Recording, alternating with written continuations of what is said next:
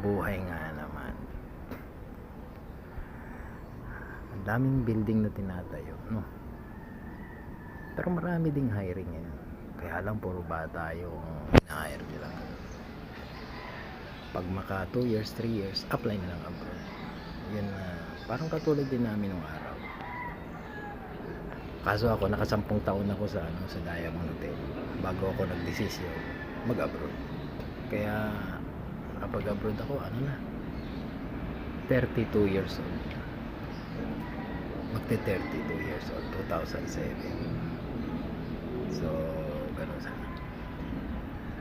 Sana may puwang pa kaming mga galing ibang bansa na makapagtrabaho ulit at para naman mabahagi namin ang aming nalalaman sa ibang bansa. Sayang naman kung wala, diba? Marami kami may tuturo. Sige, dito muna tayo. Ang ganda ng ulap. Wow, kitang kita din yung